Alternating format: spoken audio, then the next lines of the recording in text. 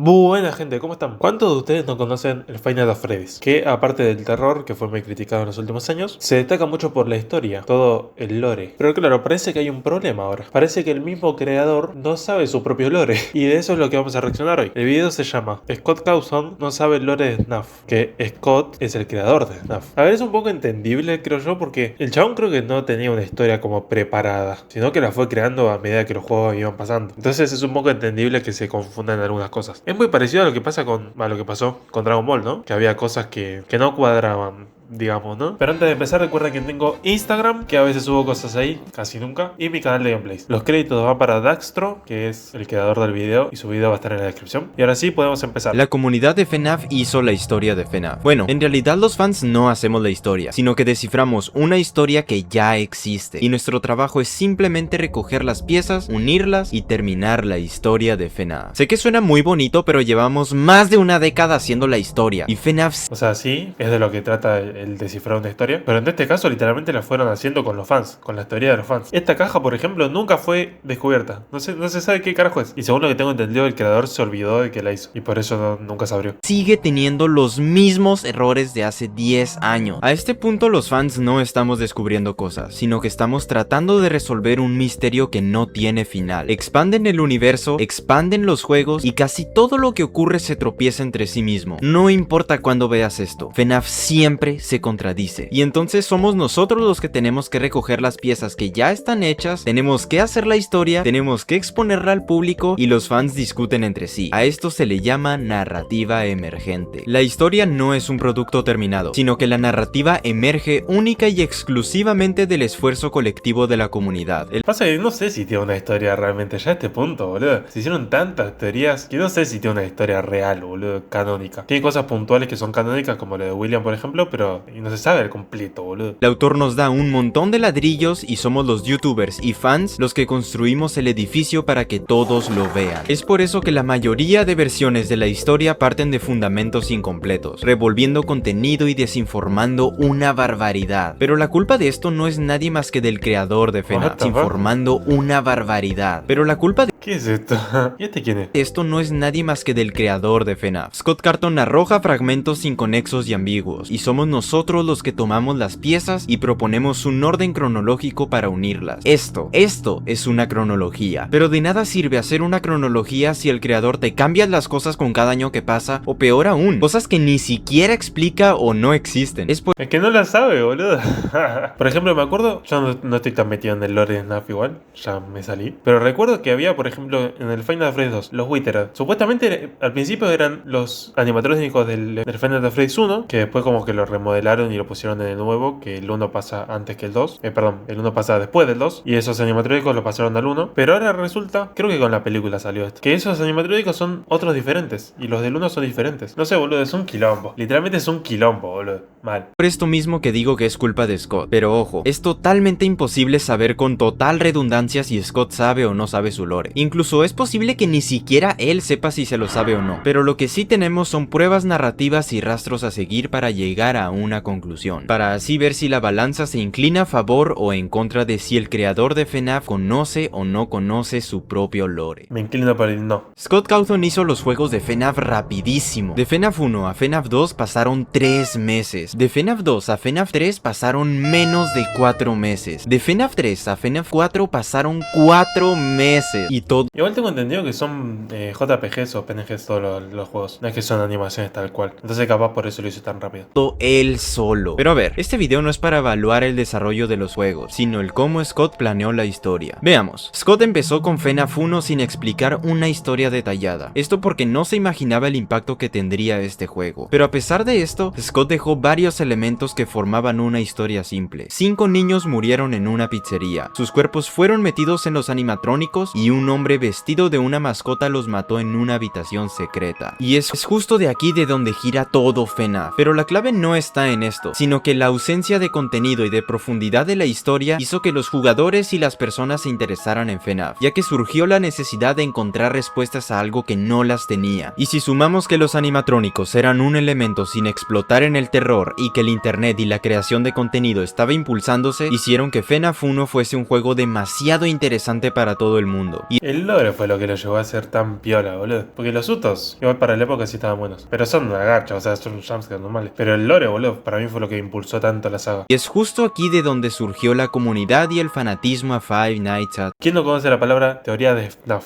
Freddy's? Después de la primera entrega, Scott siguió escribiendo la historia hasta lanzar FNAF 2. Pero hay dos cosas que son muy graves. La primera es que Scott desarrollaba los juegos mientras escribía la historia, cosa que históricamente casi nunca termina bien y tenemos montones de ejemplos para corroborarlo. Y la segunda es que Scott no era muy bueno escribiendo, cosa que veremos literalmente siempre. FNAF 2 aprovecha la popularidad de FNAF 1 y Scott expande la historia. Introdujo el villano, introdujo minijuegos y bueno, expandió el lore de FNAF. Pero el problema empezaría con Five Nights at Freddy's 3. FNAF 3 iba a ser originalmente el final de FNAF. Este juego termina por completo las únicas dos tramas que estaban abiertas. Creo que no lo cerró porque el juego era tan malo para la gente. A mí me gustó igual, pero para la gente era tan malo que no, como que no podía cerrar así. Y bueno, por eso sacó el 4, como crítica a los que decían que no daba miedo el 3. Tengo entendido que era algo así, pero no me acuerdo. Las almas de los niños son liberadas y nos explican el origen de Springtrap, mientras que en el gameplay vemos cómo Springtrap y la pizzería termina incendiada. Pero oh sorpresa, Springtrap sigue vivo, cosa que no debió de haber pasado porque este era el final de FNAF. Pero bueno, gracias a que la narrativa seguía abierta y que Scott no estaba contento por el poco terror que transmitía este juego, este decidió ahora sí lanzar el último capítulo, FNAF 4. FNAF 4 iba a ser el final definitivo de FNAF. Este causaba mucho terror y Five Nights at Freddy's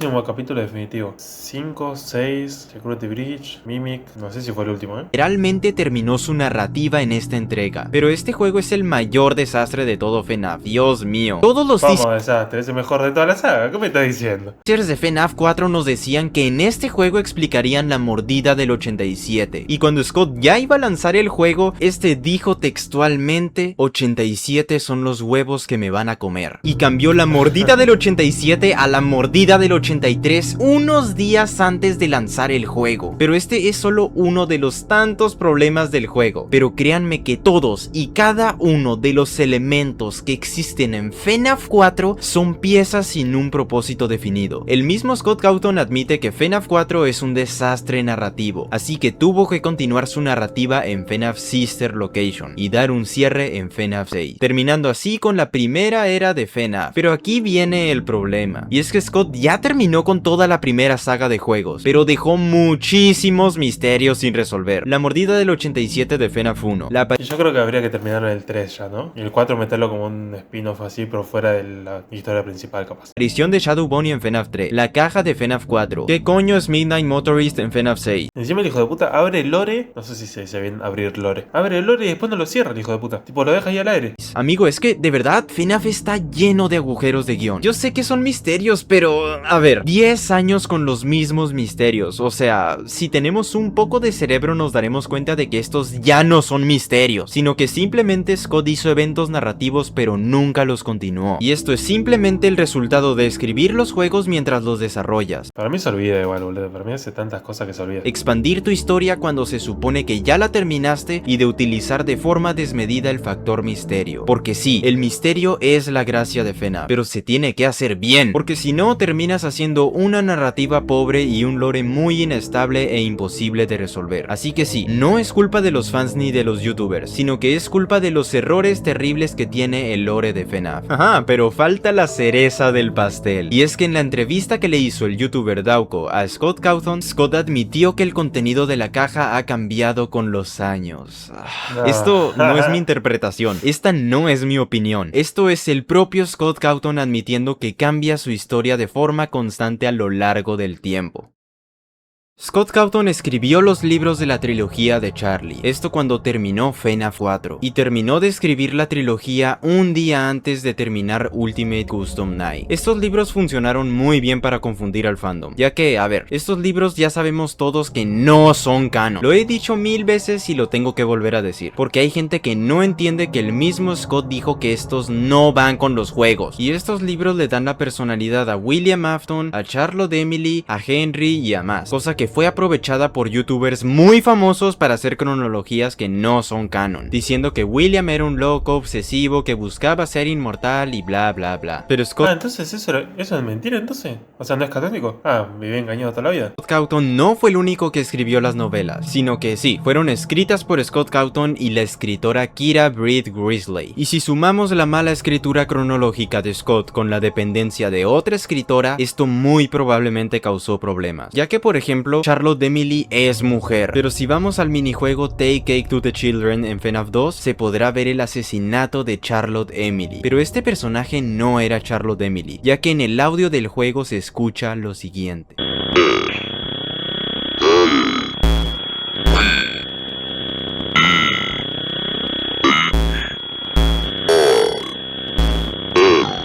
Entonces sí, este personaje era un hombre, pero en la novela fue convertido en una mujer. Así que aquí hay dos cosas: o Scott Cawthon se le olvidó que su personaje era un hombre, o le dejó escribir eso a la escritora sin ella saber que había una frase escondida del segundo juego, haciendo así que es un pelotudo.